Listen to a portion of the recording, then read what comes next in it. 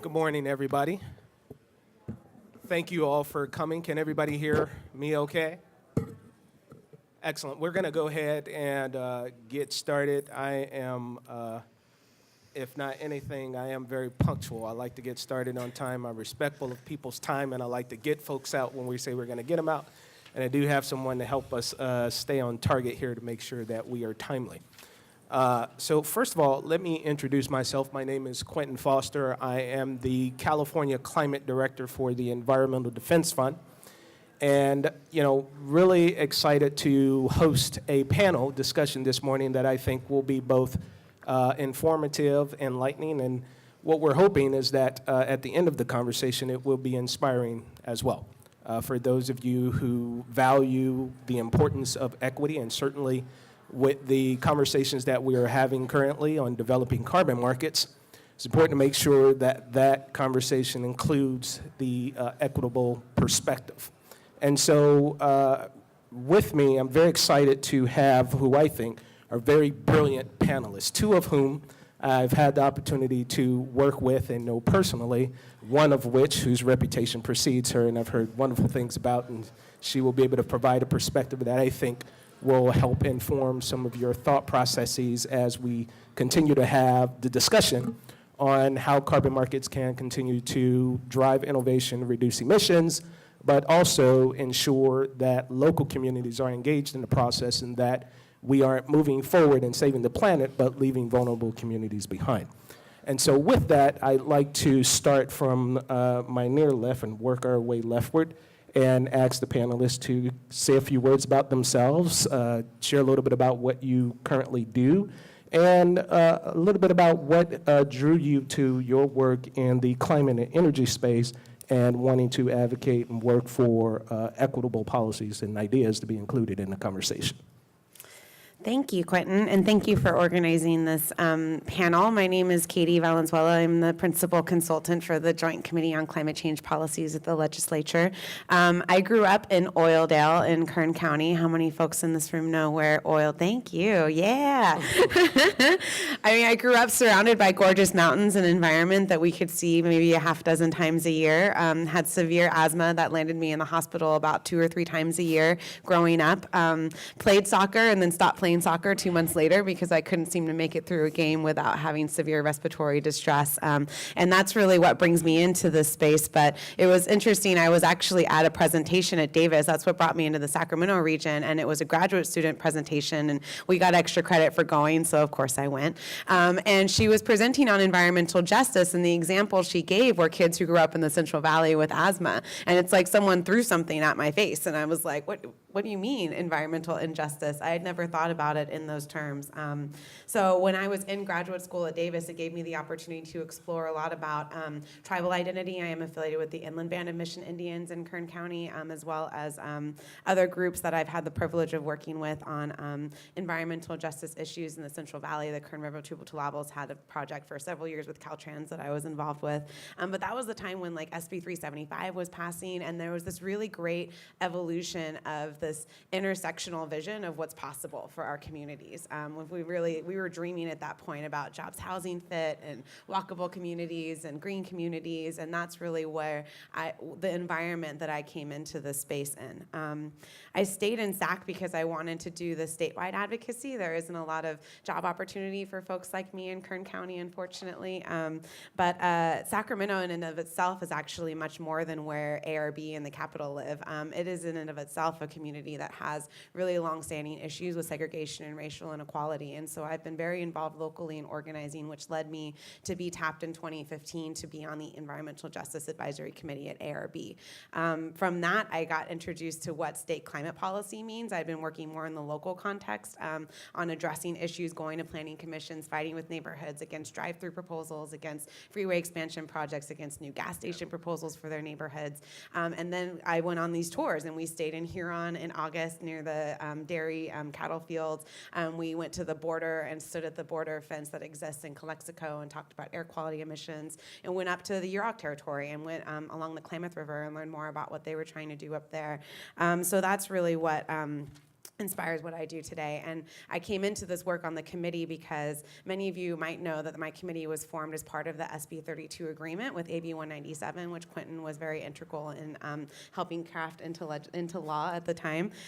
So I met Eduardo Garcia was the author of that bill, and I met him working on a food justice bill. And he had been interviewing consultants for a minute and just kept saying, he couldn't find anybody who really understood what this meant for his community in the Riverside Imperial County area. So we were sitting talking about food, and one day he said, wait a minute, you do this climate stuff too. Maybe you should come over here and work for me. So I'm not a scientist. I'm not a PhD. I'm more of an organizer than anything else. But that's what led me to this work last May, and so we're about to crest our 1-year anniversary as having an actual committee on this. So happy to be here. Excellent. Thank you, Katie. Karina? All right. Nichpachwai, Nashwaniksha, Karina Miller, Kwaslanawasheg, Ayatskuyao. I'm Karina Miller. I am a agency representative for the Confederated Tribes of Warm Springs Tribal Council. So I'm an elected official. I also don't have a degree or a background or any sort of real scientific foundation in this, but after being elected, I was appointed the chair of the Energy Committee for the Affiliated Tribes of Northwest Indians, so like the Pacific Northwest region, and in working with a lot of the tribes on their energy issues. That's kind of what led me into cap and trade, but then also, or to carbon markets, but our tribe specifically has a carbon sequestration project that's going through the California cap and trade market right now, so I'm really interested in that because just being a younger leader, I really recognize especially getting more and more into local and state government and talking to federal government as well, how little people understand tribes and how little people understand the diversity of tribes and how different we all really are. And so for my tribe specifically, we were a timber tribe for a lot of years. We had a mill and we were really, really successful for decades, but that's not something that all of us really agree with or is the kind of environmental policies that we want. And so carbon markets are kind of the only alternative we have right now. But in exploring this, we've also recognized that a lot of other tribes who are different than us, who aren't major landholders, or who are also wanting to go back to these more traditional routes of living, don't have as much opportunity. So the offsets in Oregon that we worked on, we were trying to make sure that we're being aware of every tribe, not just ourselves, and recognizing this divide and conquer, all these histories that even as Native people, we're not taught. We're not taught it in public education. We're not taught it at universities, even liberal universities. And so it's just this whole, it's like everyone's reading a paragraph off of a page out of a book. But we all need to be reading the whole book about tribes. And so that's really why I'm here. Excellent. Thank you, Karina. Deidre? Yes, I'm Deidre Sanders, and I am the Director of Government and Community Affairs at East Bay Community Energy. And prior to my joining East Bay Community Energy, February of this year, I was with PG&E for 10 years as their Environmental Justice Manager. So, and before coming to PG&E, I was with Southern California Edison for 7 years in various jobs, including environmental policy, community relations, and customer services. So a pretty extensive energy background. My broader background is in public policy, and I came to environmental justice from a very different route than my colleagues on the panel, than Katie and Karina. My path was as my background prior to coming to this space, public policy was international relations. So I came of age, I'm gonna go ahead and mumble and date myself now a little bit. I came of age when a lot of international attention was placed or was being focused on South Africa and Cuba and the contradictions in our policies on how we were treating two countries that we said that we hated their systems, but one we were very cooperative with and the other one we had an embargo against. And I just thought this didn't make any sense. So that began my journey on paying attention to equity. So history and international relations major, particularly focused on the developing world, Africa and Latin America, which this circuitous route brought me to, interestingly enough, being a graduate intern for the city of San Marino in Southern California. Now, if you know Southern California, you know that San Marino is the equivalent here of Cupertino or Piedmont or something like that. Equity is not something that that community was terribly engaged in, but being their graduate intern, and they needed to send their least cost resource to county meetings on things like waste management and air permits and whatnot. So that was me. So I got to go, and I noticed when I went to these meetings that I was the only person of color in the room often, and that the discussion on stormwater permits were run by particular interest, stakeholder interest, with deep knowledge of what they wanted from these permits, but not really concern or knowledge or consciousness of the policies, how their policies were going to affect communities of color and low-income communities. So if we're talking about communities in Southern California like Southgate or Cudahy or Bell Gardens or Compton or Wilmington, there just wasn't a sense of concern that the cost of some of the environmental policies that they wanted, regulatory policies they wanted, were going to fall most heavily on the cities and the communities that were least able to afford to carry them. And so I thought this was unfair, and it was an equity concern for me. How I got to work for a utility is because of my work on waste management and landfill disposal at the time. I got a call saying that we need someone that knows about disadvantaged communities and environmental problems and concerns, and would you consider coming and being our graduate intern at Southern California Edison. So that's how I got into the work. So it was very much a different path, but some common observations of how decisions are made and where the burdens and benefits are distributed as a result of those decisions, and who's at the table to decide. So I think I'll stop there. Excellent. Thank you very much, Deidre. And I think you all can understand why I was very excited to have this panel. These are some very distinguishable women doing some amazing work and contributing, I think, a great deal to our discussions on climate change, how we address them, but also making sure that that presence is at the table to provide those different perspectives. Katie, I'm going to start with you. I wonder if you can tell us about any policy discussions that are currently undergoing right now between the legislature and the California Air Resources Board, and how they are working with each other to ensure that our carbon market, California's carbon market, continues to be equitable, and how those conversations are progressing at this time. I think we're hitting a really interesting time in California climate policy. I've been talking to a lot of folks about, like, what's the next generation of climate policy look like? We've really achieved a lot of the low-hanging fruit. We've done a lot of the easy things that I think, like the energy, like, oh, we were procuring a bunch of solar already, we're gonna procure a little bit more, or, oh, we'll like chip away at these lower hanging fruits. Now we're looking forward to a 2030 target and a future 2050 target that's gonna force us to be even more innovative and extreme than we've ever had to be before. And I think folks are very nervous about that. And when you look at the scoping plan we approved in the end of last year, compare that to the 2008 scoping plan. When we did the 2008 scoping plan, we had no cap and trade system, we had no LCFS. We were just talking about RPS and other types of standards. 375 was just getting signed into law. We had an innovation and a vision in that document. When you look at the one we approved at the end of this year, we've kind of smashed together what we already know that we're going to do, and we left this big bar called cap and trade that's just there. And I call it like the unknown innovation, right? Like, that's the emissions that go beyond what we've already modeled for in our programs, and we just don't know what it looks like. And so they say, oh, we're going to leave it to the magic of the market, right? The market will figure it out.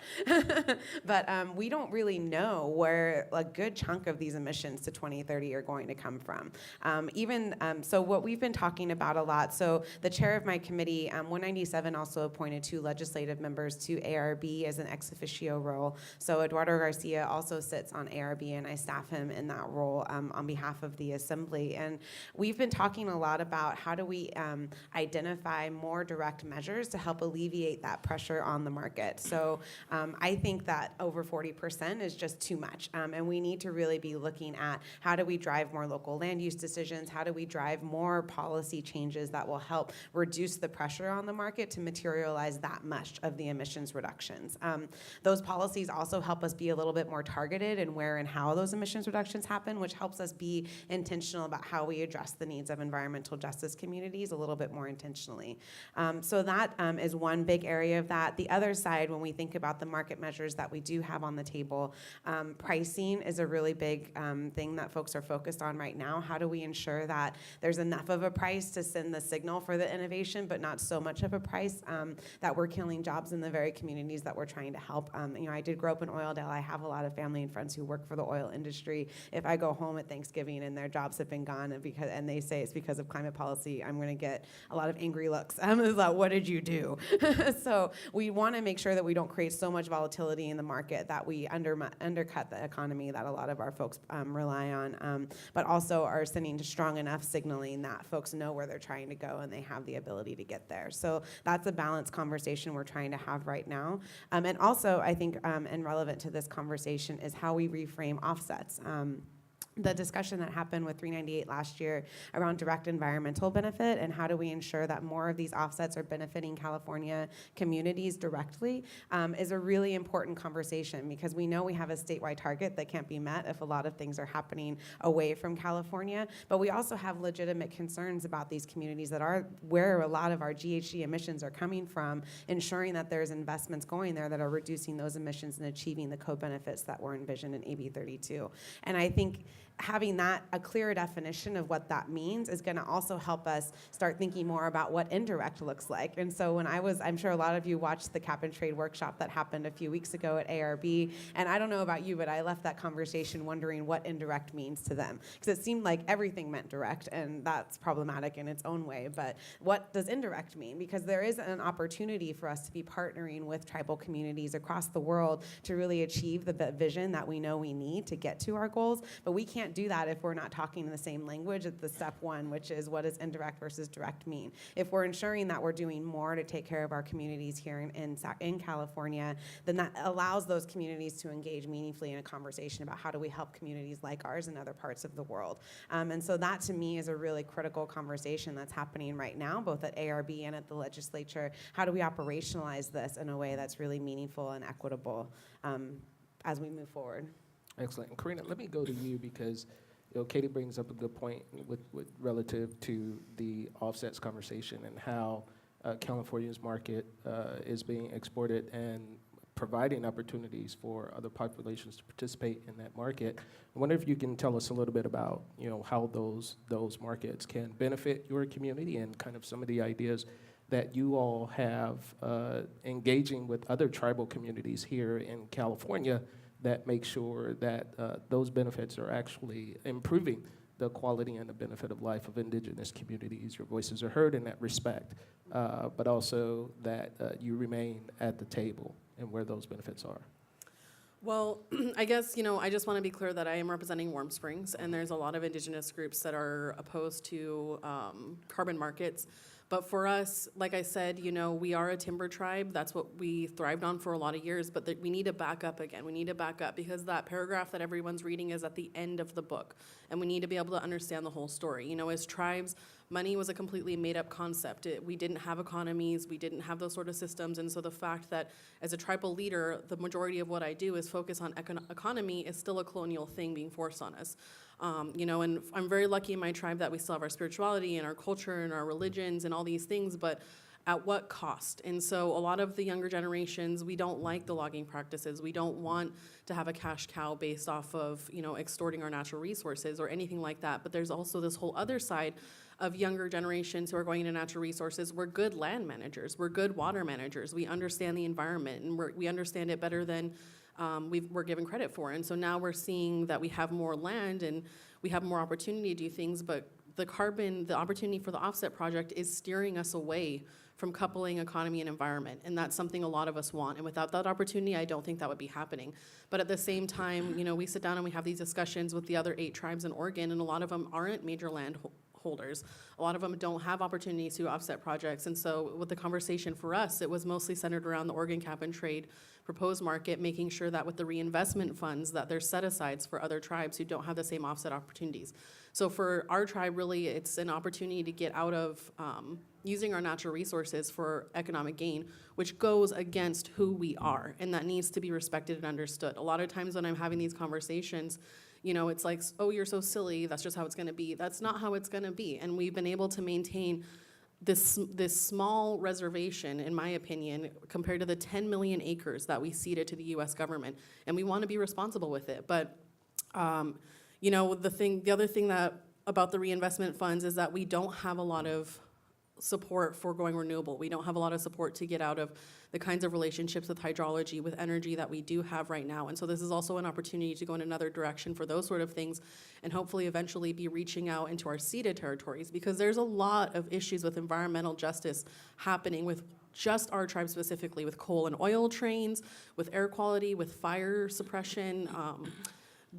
The fires every year are getting worse and it's worse and worse air for our people, and there's not really much we can do. So this is opening a door for our tribe to move in this other direction, where what we're focusing on isn't necessarily how do we get the most money out of the environment.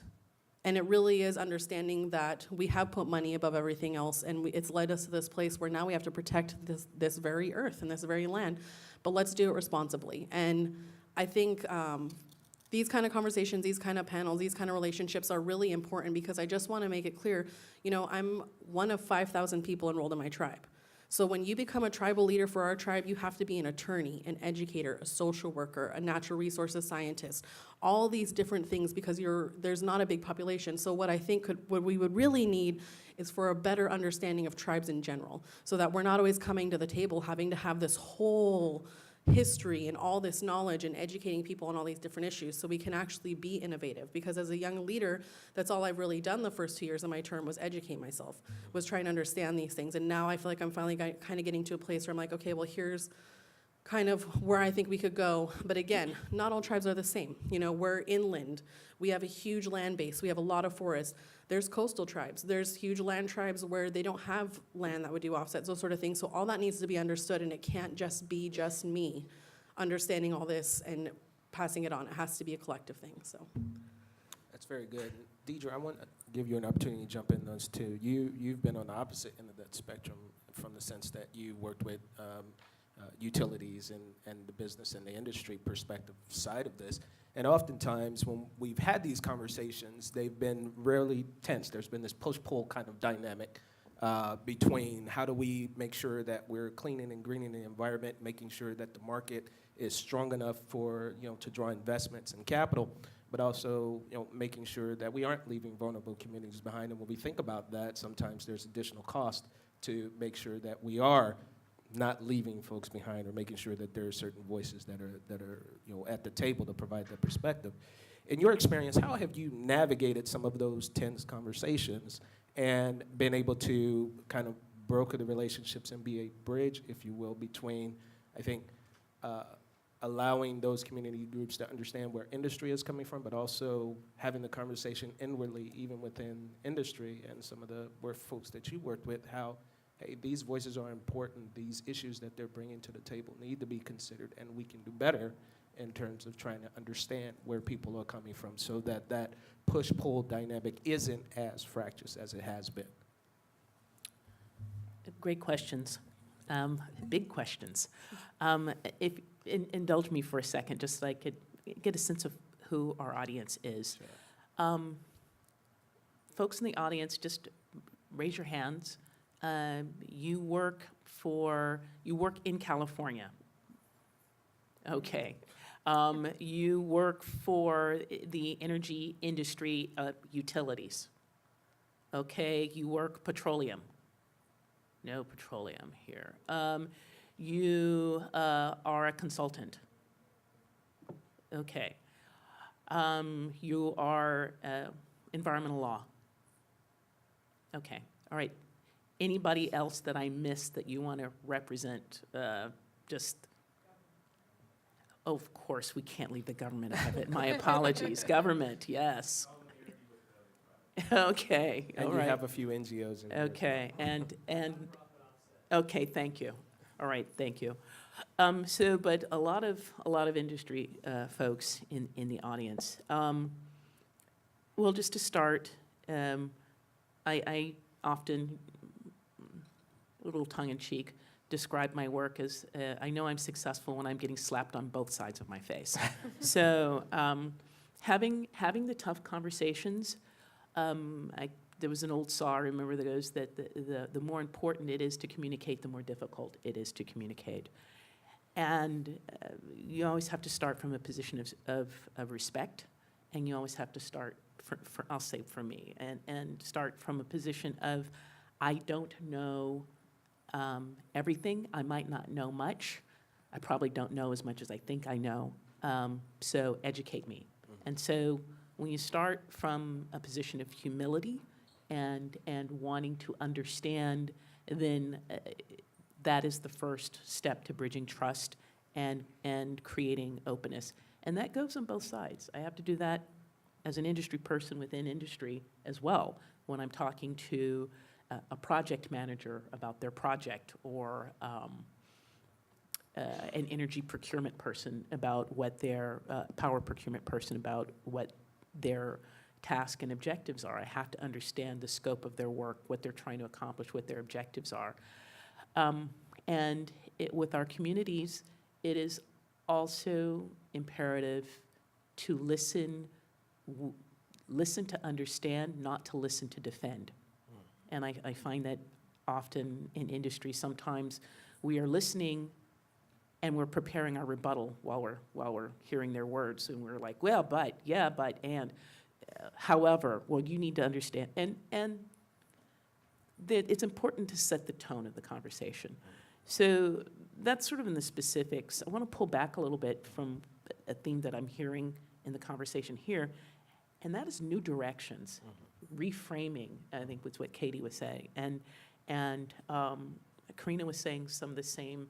I think, I'm not putting words in your mouth, so correct me if I'm reframing you incorrectly. But what I'm taking away is rethinking how energy is done, how we engage on developing energy, delivering energy, who gets what. In vulnerable communities, disadvantaged communities, low-income communities, these communities tend to get stuff last, or get stuff old, or get stuff, when you go to buy a phone or that new, used to be new thing, computer, and it's like they've got a great sale on because this model is going to be phased out because there's something newer and faster and stronger and tougher that's coming on. And so now I can buy it because it's discounted, because it's going to be phased out and it's the old thing. And that is kind of what happens in terms of the economy of things, of how disadvantaged communities get anything. They're at the end of the distribution line when the newer things are coming on that are more expensive, and now they're going to get this. That's a double-edged sword, because at the same time, our communities, and this is what I'm hearing, want to be a part of innovation, want to be a part of the transition to the new energy economy. There's also some risk for them and for industry in terms of how we as industry do this. I say this because at the same time, because of environmental injustices, because of societal disinvestment from these communities that has exacerbated and or created vulnerability, there is a certain, there's not a high tolerance for risk. So innovation has risk associated with it. So anytime we have had any sort of technological or innovative breakthrough, there have been the unanticipated consequences that go with it. So everything I need to know I learned from Dr. Seuss at some point. This is the pink bathtub ring story. So if you remember your Dr. Seuss, Cat in a Hat, the cat takes a bath, there's a pink bathtub ring, and the rest of the book is about how, in the attempts to clean up the big pink bathtub ring, there's another unintended consequence that results from that. So when we have a new innovation, there is an unintended consequence. When we had jet fuel in Southern California, JPL Aerojet, they dumped it on the ground, and it got into the water table. And years later, we have perchlorate problems in the drinking water. MTBE to take care of lead in fuel, and then that became airborne. We won't even talk about fracking, right? Good. I don't want to talk about fracking. So but you know, it's a great thing in terms of extracting natural gas, lowering a natural gas cost, reducing our reliance on coal, but it has this incredible downside in terms of environmental impact. All of this to say that when we talk about innovation and our vulnerable communities, there is a wariness on behalf of industry in terms of how do we have an equitable distribution or an equitable inclusion of the benefits of the development of some of these new resources that do not create disproportionate burdens for our vulnerable communities should they decide to participate. So when we're talking about carbon capture and sequestration, there's this whole discussion on, is it equitable, who's burdened, what are the risks, what are the health, that frankly are going to, in my view, this is me talking, create risk aversion for industry to want to engage, and they're going to be reluctant to have that conversation, and they're going to be reluctant to be inclusive in how to create space for the conversation, because they don't want to be brought into larger societal discussions on how we came to have such social inequity, and then it's coming to industry to deal with it at this point. I'm hoping I made enough points there. Yeah, Okay, good. I took notes. I don't know if you did. Great. Excellent. You know, to that end, I think the legislature, and specifically, I've worked with Assemblymember Garcia, and he has, I think, an amazing ability to bring different sides together and really broker a conversation that allows both sides to be heard in a respectful kind of way. And that can be a burden, and we certainly are doing our job to try and build up some additional champions to help and support him in that effort.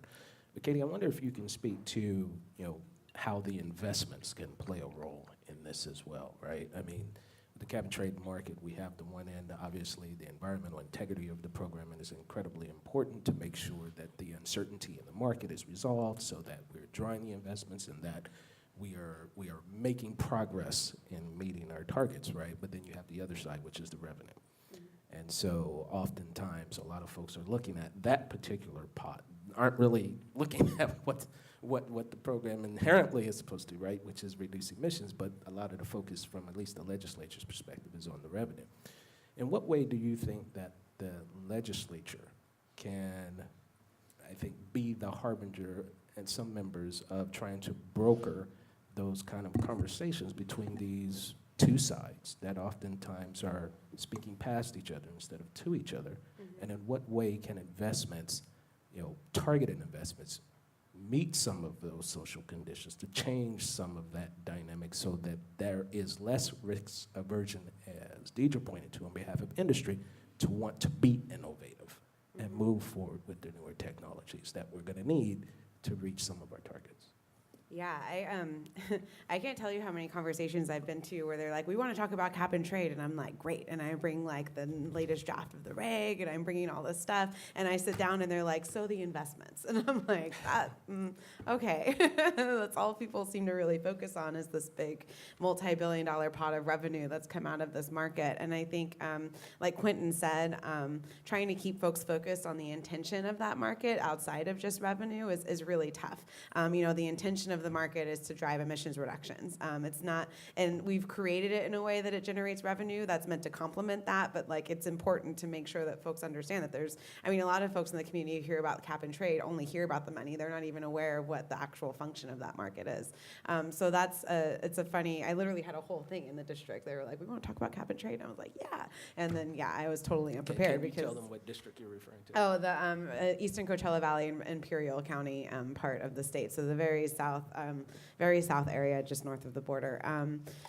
I think the reality that we're never going to have enough money to just pay for everything we need to get to our climate goals is starting to set in with folks. And what I think is most lacking when we talk to, so for instance, I had a bunch of waste project developer guys in my office the other day. They're very interested in digesters to meet the methane reduction goals, and they were in my office advocating for more subsidies for near zero trucks. And I was very curious as to why they were advocating. You're not a truck company, so why are you in here advocating for these near zero trucks? And they said, well, where else are we going to send the methane that we're mitigating? And that to me was a totally separate question, right? So what does 2050 look like? And that's what I kept saying. So if we're successful in getting to 2050 and we're pretty dang close to zero in most of our sectors, where is your methane going to go? How do we help you invest now in the types of projects and innovation that's going to get you there? What is it? Hydrogen production? Is it? There's so many other things that probably molecules that we haven't even identified yet that we could be using this for. What are you going to be doing? And I was met with completely blank stares. They had no plan past. In the next 5 years, we want to develop a bunch of digester products that fuel to natural gas. Yeah. So I think what I would like to see our conversation shift in the investment side of things is how are we strategically investing to mitigate that risk aversion factor with innovation. Being really intentional about making sure that communities are benefiting that need to benefit, who've been carrying the brunt. And I'm going to piggyback a little bit off of Deidre's comments. This is more than anything about racial segregation and exclusion. If we're really going to boil this down, the communities that are identified in ViroScreen are overwhelmingly communities of color. If we don't start talking about it. Oh, sorry. Cal and ViroScreen is the tool that we use as a state to identify communities, what we call disadvantaged communities that are overburdened by pollution and environmental exposures and have a high level of social risk. But overwhelmingly, those are communities of color. And I think it's important for us to recognize disadvantaged communities sort of bleaches it a little bit and makes it more palpable for folks. But we're talking about communities that have historically, tribal communities who have historically been moved to the less valuable land. The communities of color who've historically been identified for the new distribution centers because it would never go into the more affluent community because it's not appropriate for that community over there. But it is for ours because we're next to a bunch of freeways. So I think it's important to be really intentional about what that vision is. How does it benefit those communities? How do we really learn from and address the inherent flaw in our market, which is profit motivation, right? We need to have some sort of pot of money that helps counteract those forces so we can develop an economy that fundamentally operates differently than our economy has operated for the last several decades and beyond. So for me, the investments conversation, what I'm waiting for and what I'm hoping the role our committee will play moving forward this next year or two is what does that look like in 2050? What does our economy look like? What are utilities looking like? Where's our power coming from? How are we resilient to changing environments? Because we know that there's a certain level of adaptation that needs to be brought into this conversation as well, so that we can be investing really strategically now. Those digesters are 20, 30-year investments. I don't want you to build a digester for natural gas if in 20 years you're going to have no one to sell your natural gas to. So how do we be really intentional so that we're honoring both the economic side of the equation and that need to develop jobs and economies that are sustainable, while also addressing these historic inequities that have existed. And that's a tough conversation, particularly when I just want, my $5 million for my waste to energy project. And it's like, yes, but I'm not so lofty as to think that will happen for this year, but I think a lot of us are looking to 2019 under a new governor as an opportunity to really think about what does a more continuously appropriated GGRF portfolio look like? How are we being more strategic? And how are we really making sure that our regulations and other incentives are aligning with that larger vision, because the money will never be enough. The waste guys like to come in and say, we need $10 billion. And I'm like, that's great. We're never going to give you $10 billion. So what else can we be doing to help make that work for you? Karina, I wonder if you can give us an example as well to stay on this beat on investments, right? We know that targeted investments can actually be helpful and can lead to projects and opportunities that do improve the quality and the benefit of life for people impacted. What has been the conversations with many of your tribe and others that you've worked with in terms of a targeted approach and how the investments can allow the tribal community to be part of that innovation to move folks beyond the risk aversion process? Well, again, I want to reiterate her point that the whole point of the carbon markets are to reduce emissions. And so that's like the main factor for a lot of tribes. We recognize that we've been forced into these economic relationships, and that we've had to do things that don't necessarily align with our values, because that's just the way it is. And when I go back and I study our treaty and I study our first tribal councils and I look at our constitution and I look at just how our entire government was forced on us, not at all how we operated, not at all how we lived, and how we've kind of had this progress as we go along, where these industries are developed and we kind of come in at the last second, or we're kind of an afterthought. Indian Gaming Act, those sort of things, that's not effective for tribes. And so we're at this place where we've had to exist, but now we have carbon markets where we're able to help lower emissions. But the investment funds, a lot of tribes, and energy specifically, there's a handful of tribes who have actually gotten their own utility and started doing, administering power to their people and also surrounding communities. And there's a lot of tribes who are really interested in going more renewable, who have potential for renewable energy, because we're not big, we're not huge areas. The communities that I'm talking about are small enough that they're doable to go completely renewable. Maybe not specifically Warm Springs, because we are a little bigger, but we have huge potential to do a lot more renewable.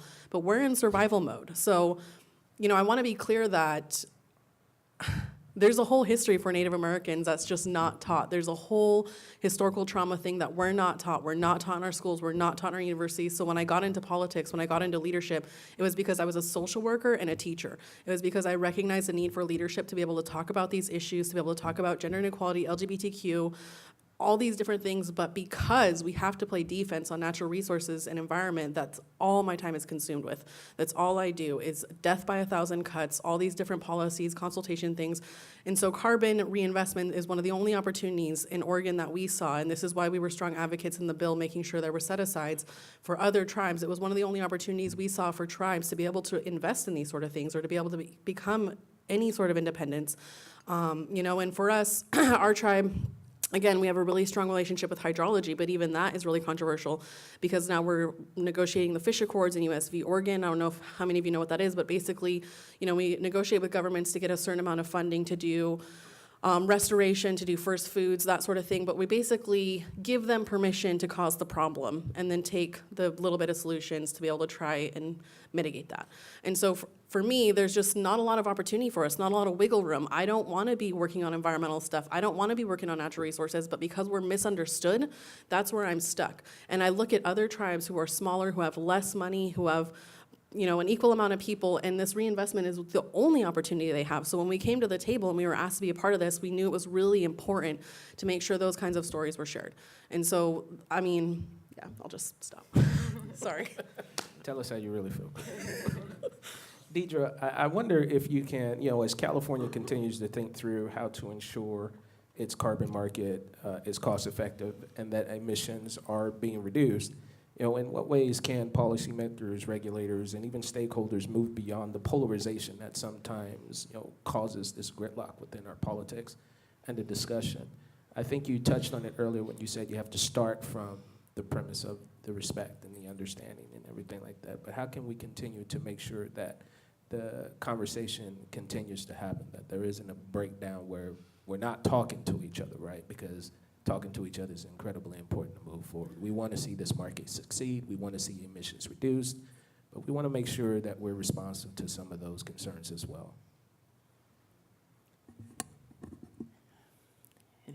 I know I'm giving you all the hard ones. You're not giving me like the guppy. I'm getting the whale. I got a softball for you. Yeah, thanks. I'm a little afraid of that. I don't know. I mean, what's the question so far? I want to reframe a little bit. Sure. I mean, I think I want to reflect a little bit on how we got here. And in my view, part of the reason why we're having this discussion of investments by industry, not just for harm done to the environment and the air, but also to mitigate and address deeply lying, long-held social inequities. And I mean, we heard about that from Katie and Karina, and I just want that to sink in with the folks in the room, because I think part of why industry and environmental policy and climate policy is being looked upon to address longstanding social inequities on land use are also are tightly related to,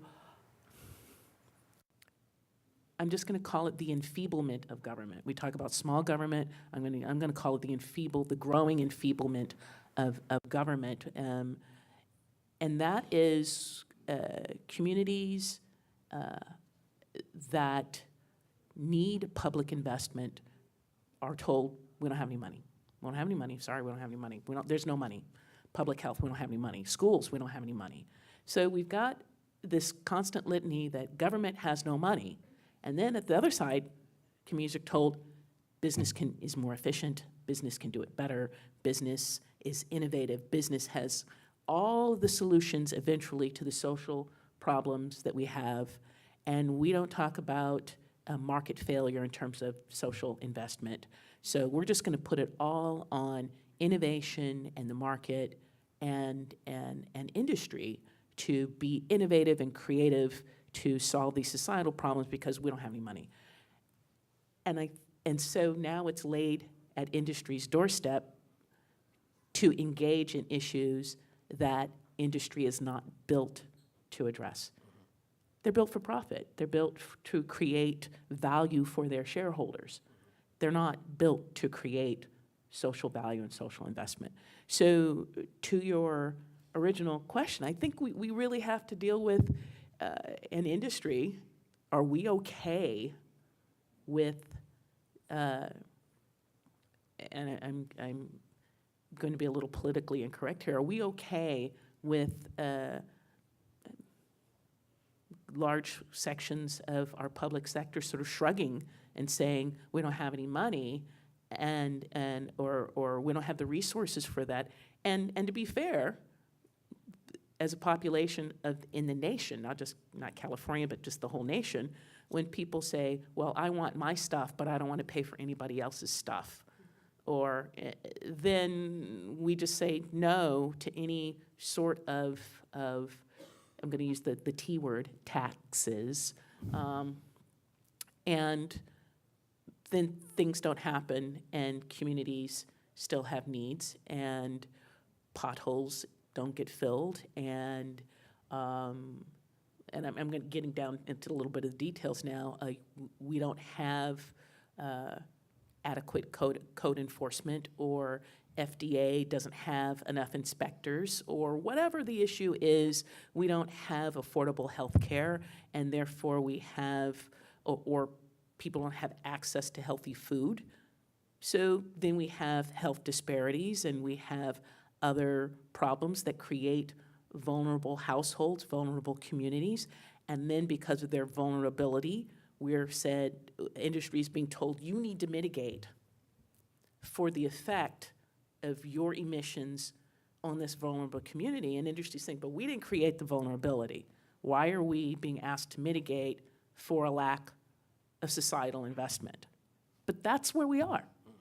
So when you're talking about how to have the tough conversation, it is about all of us being responsible for what is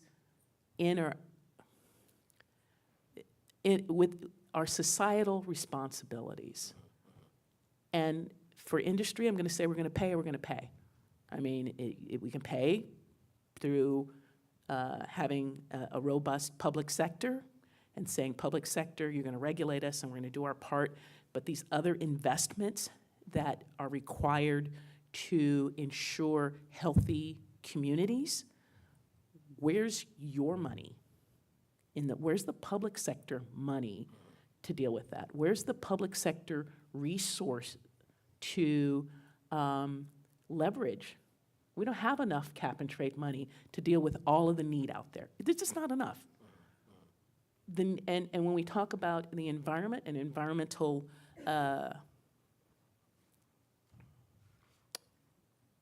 needs or inequities, we're also talking about the social environment, not just the ambient environment. And that is a societal responsibility. It cannot be just industry resources being leveraged. It cannot be just cap and trade revenues that are going to solve the problems. They can be a catalyst, they can be a support, they can enhance, they can help. But there's a much larger need that has to be a part of that in order to move the needle on public health and air quality and local investment and equities. And I know I didn't answer the specifics of your question, but I think that it is too big for climate revenues to drive. Excellent. I think you touched on a lot, and I think certainly there are folks out there taking notes. And I think in the context of our conversation that we're having on developing carbon markets and what we are doing in terms of addressing climate change, I think we also have to have a reimagining of the social contract and how that influences some of the decisions that we're making, whether it's in terms of policy discussions or investments or how industry is going to respond and what programs and that like. I think that what you're getting at is shared responsibility and that we all have to take that into account. We only have a few minutes left, but what I want to do before we open it up to questions is just, what are the pathway forwards? We've laid out, I think, a good conversation, a good example of some of the gaps in the thinking in terms of climate policy that we need to really start working with each other on and trying to think through. But for the folks in this room, regardless of what sector they're working in, when you talk about equity, and you're talking about wanting to make sure that the policies that we're putting forth are good for the market, right, good for the environment, but how do we ensure they're equitable? What is the way forward in terms of continuing to check those boxes and make sure that we aren't leaving communities behind as we move forward? Climate change, I believe, is an existential threat. And so everything has to be on the table. And so we have to really be, I think, deliberate in our thinking in terms of ensuring communities are included in that conversation. And so what would you want folks to take away from this conversation as they think about how to engage environmental justice communities, how to engage tribal communities, and include them as part of the process? I think we need to, and I've been trying to say this all morning, and I hope I've said it more clearly than this, but our fates are really inextricably linked. There is a future where we're going to need to have energy, and people are going to need to be able to breathe and not go to the emergency department every month, and people are going to want jobs. And so I think focusing on that 2050 vision is something that I find really grounds a lot of these conversations. Like, I want industry to have a clear vision of how they meet that 2050 goal so that communities and others, policymakers, can really line up behind that idea. And as Quentin said, it happens when we work together on what that vision is, and we have to be intentional about it. We can't just piecemeal our way to this the way we've been doing it, because it allows these inequities to continue to bubble under the surface and never be truly addressed. And so having a true conversation about what that looks like. And as Deidre said, and I think for me, one of the biggest nuts that I want to crack in 2019 is how do we move away from a pure property value incentive at the local government level? That's the only way they know how to develop, is to approve a project to generate property revenue so that they can do other things. And government is supposed to look out for the people. And so, yeah, when Sacramento County approves a distribution center in an immigrant community that's sandwiched between a natural gas power plant and a freeway, I wonder why they did that. And I really look towards, how do we create other motives at the government level besides profit and accountability there, so that a community that's told it's okay, we're investing in all these natural gas buses, because in 10 years, electric will be here and we'll invest in that, and 20 years later, still running natural gas buses. Where's the accountability there for that decision that was made and that promise that was made? Because we keep breaking these promises to our communities, and we need to start really working on how do we create a vision that we can hold ourselves accountable to and that we can align ourselves behind so that everybody knows where we're going. Industry's always coming into my office saying, well, the regulations keep changing. And I said, well, that's because we don't know where you're going in 2050. Like, help me understand what it looks like for you so that we can propose a series of regulations that doesn't change, that we know where you're aiming and we can just set the standard and you go there, right? It's easier, I think, for the energy sector than it is for other sectors. But I think for the environmental justice communities in general, it's important to recognize the lack of trust and the justifiable lack of trust at the community level. The need to engage really meaningfully on metrics and a vision that we can stand behind and enforce, because then you're going to see folks being less reticent to invest in, say, natural gas vehicle technology when they know the path to zero emission and they know that they can hold you accountable to that. And those are the sort of conversations, the long-range conversations that I think I'm hopeful can bring industry and environmental justice to the table in a long-standing manner. Thank you, Karina. I guess we don't have a lot of time left, so let's try and be quick. As a tribal leader, a lot of the relationships I have are transactional, and that's very clear to me. So money isn't everything. Just realize that there's a lot you don't know about tribal communities, and you need to go out and relationship build, like she said, not to respond, but to listen. And just be aware that we know they're transactional. We know you want support, something from us. That's not good. So that's all. Deidre? I think I would say I really appreciate what Katie said about land use and appropriate land use, and also what Karina said about transactional relationships, which is kind of an oxymoron, right? It's a transaction or it's a relationship. So we should emphasize more the relationship than the transaction, but that's really hard to do in a business context because they're about transactions. And relationships are intended to lead to a transaction, so it is intentional in that way. Investments, it's really about leveraging. It's really about some kind of a partnership, and the partnerships can be facilitated by some rule changes on where the incentives are placed. So I can't tell you where the incentives should be placed. That's going to be really a regional, local decision or community-based decision. The community could be geographic or demographic. But it's really going to come down to understanding, as you would in any putting it in business terms, understanding what your other stakeholders at the table are expecting and need, and being very clear about what you need when you come to the table to talk with them. Don't come to the table without expecting that there's going to be an ask from the other stakeholders. I say this because having engaged EJ communities and having some of my colleagues say, well, we're just going to sit down and listen, and which is where we start, but listen with the expectation that they want to go somewhere. We want to go somewhere. That's why we're sitting down with them. So don't sit down and say, oh, we just came to listen to you. Don't you feel better now that we listened to you? There's going to be an ask somewhere in there on one side or the other. So be prepared for that. And in terms of investments, your investment has to be geared not just for meeting what you want to accomplish, but for meeting what your partner wants to accomplish, if not in whole, at least in part. I say that in industry. My one tagline is, for example, in the energy industry, we can talk about air quality, we can talk about reducing GHGs, but the objective for communities is improved public health and improved air quality or quality of life. It is not the responsibility of industry to ensure the improved quality of life, but we can definitely help with our contribution to health impacts and to economic viability of communities. The rest of that equation has to be elsewhere, and we should and can use our resources to help bring them to the table if we can't carry them, and we cannot ourselves. Thank you, Deidre. Ladies and gentlemen, I wonder if you will join me in giving these women a round of applause. I hope that you have found the conversation enlightening, informal, educational. Unfortunately, it is the 12:20 mark. Beyond that, we may have some questions, so I wonder if the panel is willing to mill around for a minute, and we can certainly take those questions personally.